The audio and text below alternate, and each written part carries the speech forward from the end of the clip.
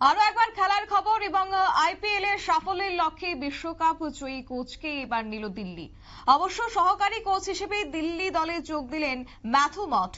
এই বিষয়ে সমাজ মাধ্যমে ঘোষণা দিল দিল্লি কর্তৃপক্ষ। বিস্তারিত যাব, আমাদের সঙ্গে রয়েছে প্রতিনিধি বিপ্লব চন্দ্র। বিপ্লবটা কি জানতে পারছো?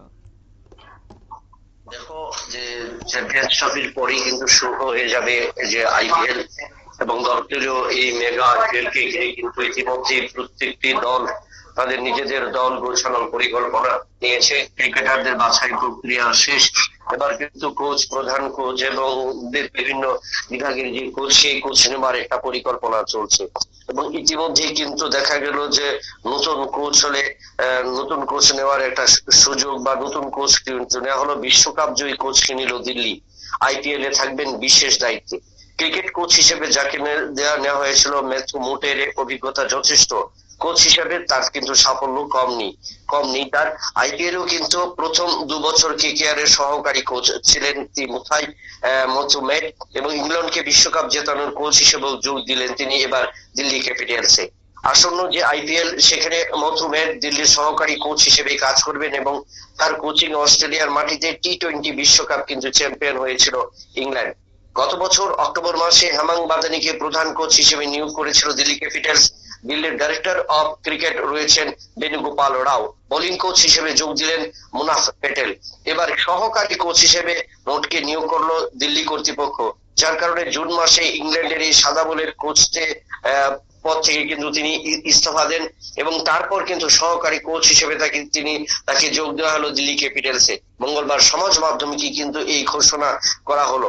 অর্থাৎ যার কারণে কিন্তু দিল্লি ক্যাপিটালস এবছর এই আইপিএল ক্রিকেটে ঘুরে দাঁড়ানোর চেষ্টা, এবং সেই দল কিন্তু ইতিমধ্যে বিরাট অঙ্ক কিন্তু ব্যয় করেছে ক্রিকেটারদের জন্য।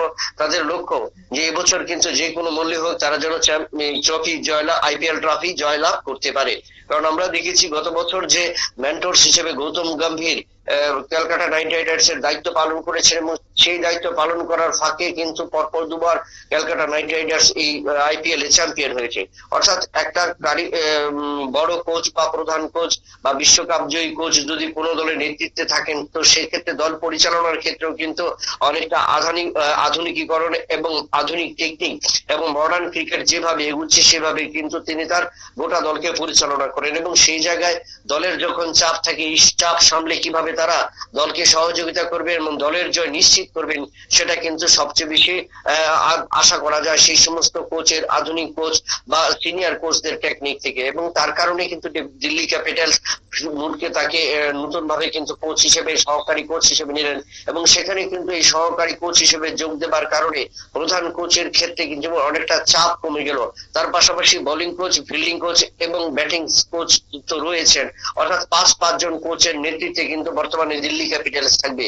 তাদের মূল লক্ষ্য এবারের এই আইপিএল এ নজর কাড়া, এবং সেই অনুযায়ী কিন্তু প্রায় 40-42 দিন আগেই কিন্তু দল গুছিয়ে নিয়েছিল, এবং এখন কিন্তু প্রায় অল্প কিছু দিনের কারণ এখানে 17 দিনের মাত্র রয়েছে চ্যাম্পিয়ন্স ট্রফি। এই চ্যাম্পিয়ন্স ট্রফি শেষ হবার পরে কিন্তু আইপিএল এর দামামা বেজে যাবে, এবং সেই জায়গায় দিল্লি ক্যাপিটালস নিজেদের মজবুত করে নিল কিন্তু নতুন কোচকে নিয়ে। শতাব্দী, ধন্যবাদ বিপ্লব।